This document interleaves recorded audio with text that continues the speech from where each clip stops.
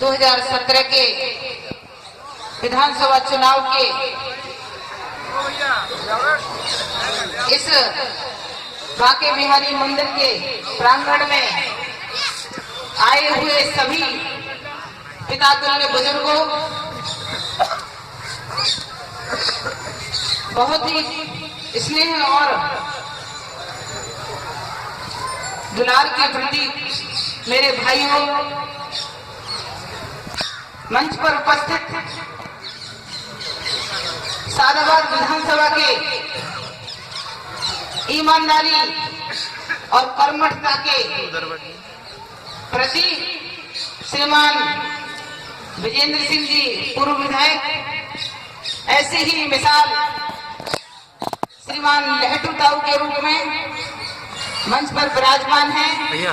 मेरी भारतीय जनता पार्टी के बड़े ही यशस्वी जिलाध्यक्ष श्रीमान रामवीर सिंह परमार भी, और सादाबाद विधानसभा का चुनाव लड़ चुके श्रीमान शैलराज सिंह जी, बड़े भाई जो सादाबाद विधानसभा का चुनाव लड़ चुके हैं, ऐसे श्रीमान सुभाष जी, भारतीय जनता पार्टी के भिन्न भिन्न पदाधिकारी कार्यकर्ता बंधुओं,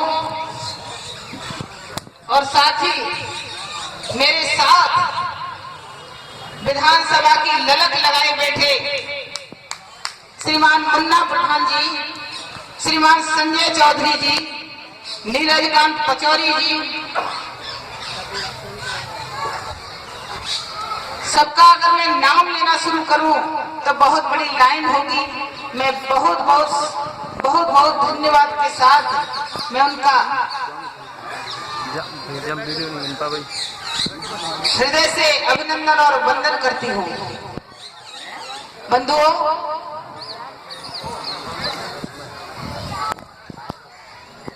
आज यहाँ सभा हो रही है।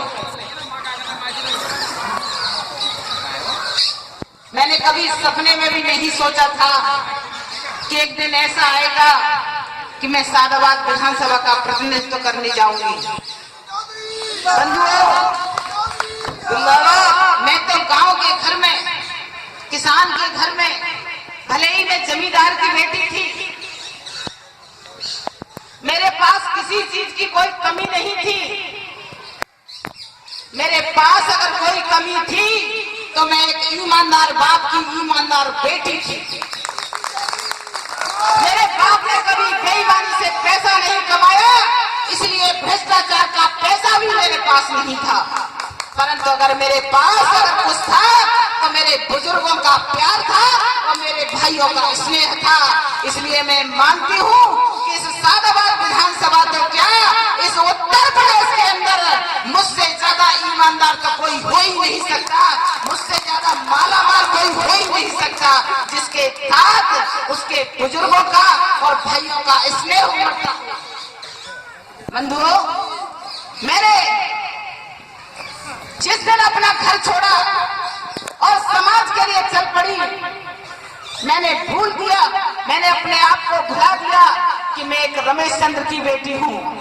मैंने समाज से रिश्ता जोड़ लिया और इस रिश्ते में सबसे अगर कोई पवित्र रिश्ता था तो मेरे भाइयों का रिश्ता था।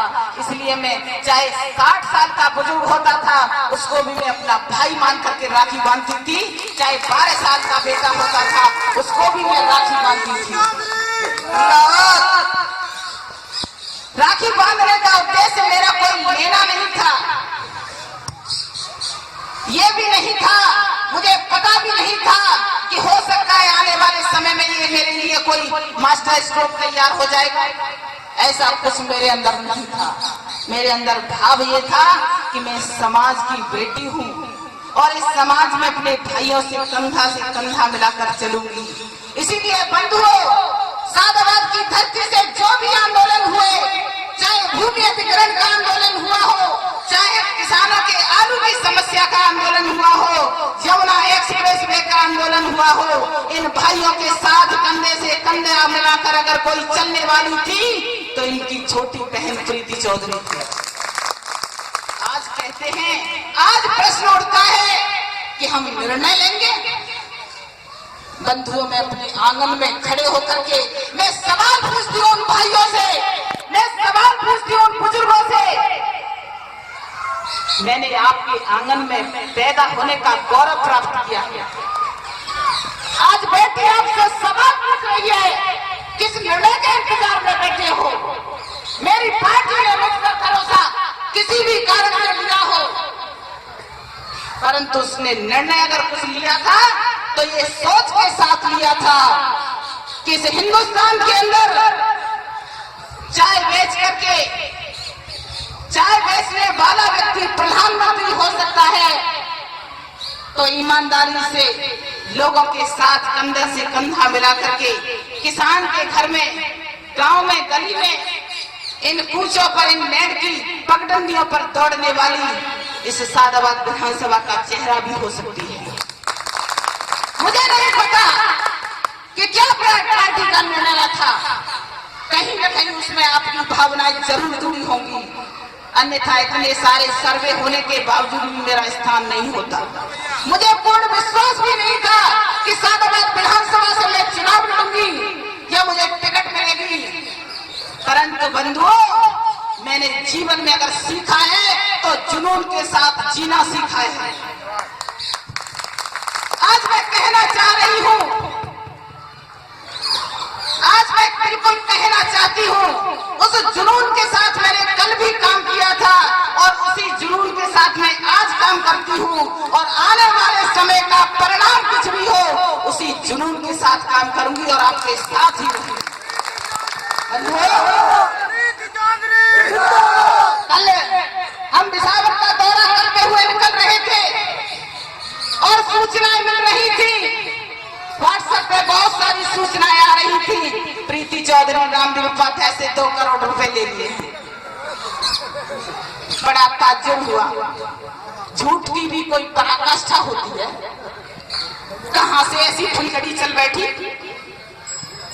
आज मैं गंगा माँ की सौगंध खा करके बांके बिहारी मंदिर के सामने कहना चाहती हूँ, प्रीति चौधरी का कतरा कतरा कटेगा, परंतु प्रीति चौधरी से मंडी का कभी भाव नहीं बनेगा। इस सादाबाद विधानसभा के अंदर ये सपना पाल करके जो लोग आए हैं कि यहाँ के स्वाभिमान को ठेस पहुंचा देंगे, मुझे पूर्ण विश्वास है कि यहाँ बैठे मेरे बुजुर्ग उस स्वाभिमान को गिरने नहीं देंगे, और उनके कंधे से कंधा मिला करके मैं उनके स्वाभिमान के साथ, अगर किसी ने छेड़छाड़ की तो उनसे 4 कदम आगे बढ़कर उसका टकराव मुड़ूंगी।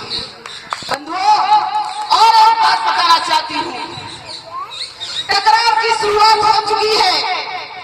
जिस दिन मैं नामांकन करने गई, सबसे पहले टकराव वहीं से शुरू हो गया, और टकराव के बाद जैसे ही प्रमाण पत्र पेश करने की बात आई तो सबसे पहले से सादाबाद विधानसभा के एसडीएम महोदय ने उस पर ऑब्जेक्शन लगाया, परंतु मेरी भारतीय जनता पार्टी का ये चरित्र और चेहरा नहीं है कि कोई गलत निर्णय ले ले, और साफ शब्दों में जिलाधिकारी ने कह दिया कि बिल्कुल भी पर्चा अवैध नहीं होगा और ये मान्य होगा।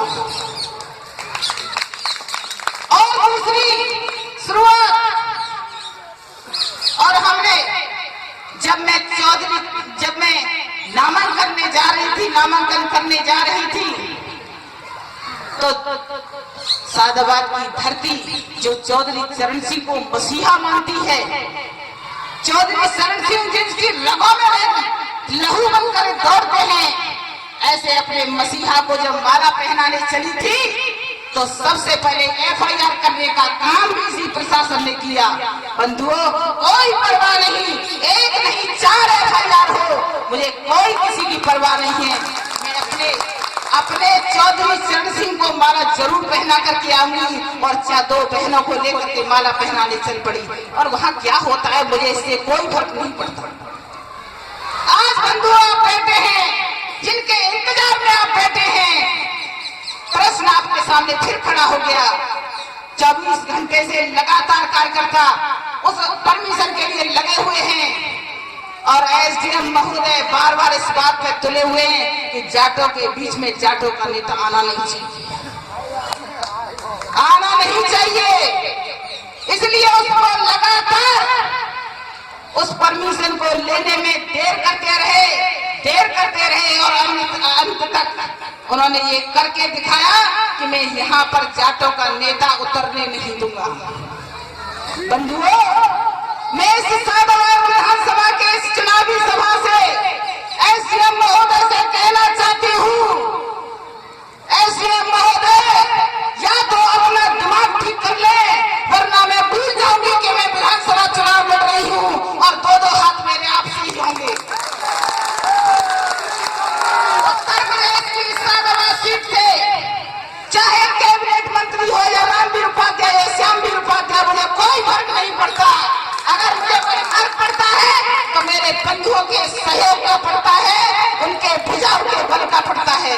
इसलिए बंधुओं, ये टकराव की परिस्थिति आपके सामने खड़ी हो चुकी है और इस टकराव की परिस्थिति में आपको घबराने की कतई आवश्यकता नहीं। प्रीति चौधरी ने अपने सिर पर हमेशा कफन रख करके सामना किया है परिस्थितियों का।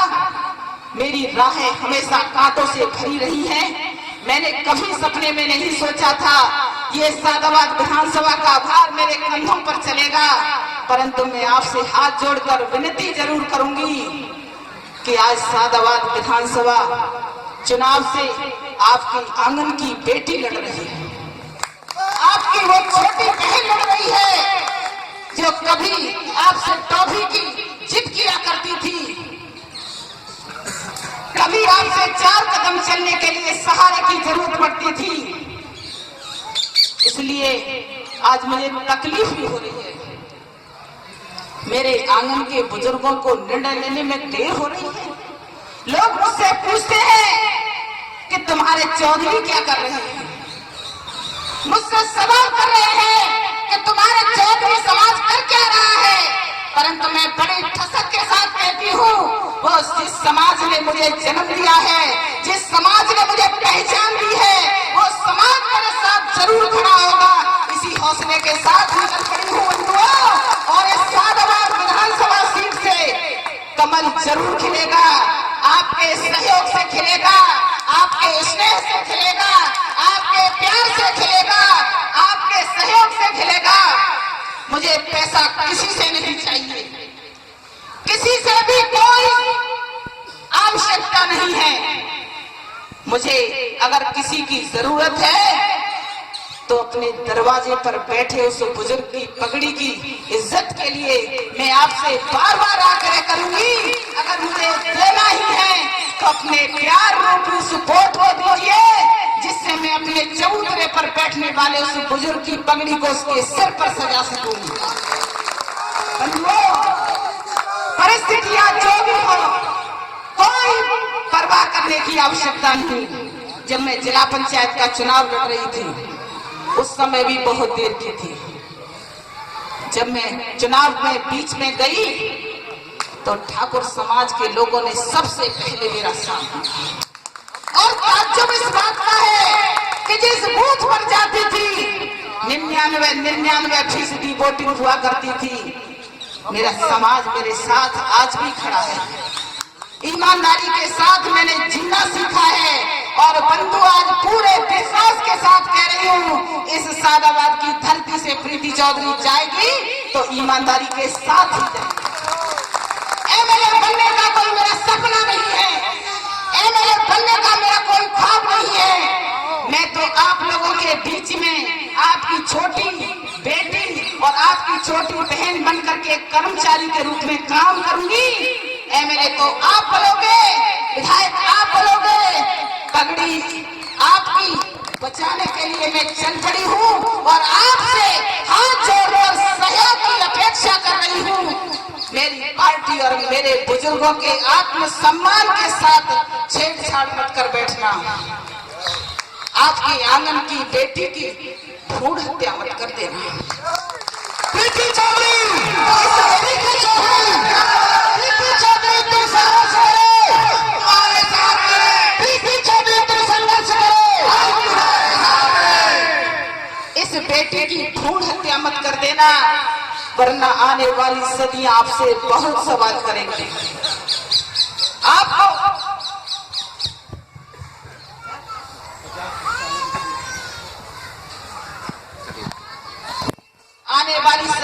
आपसे बहुत सवाल करेंगे।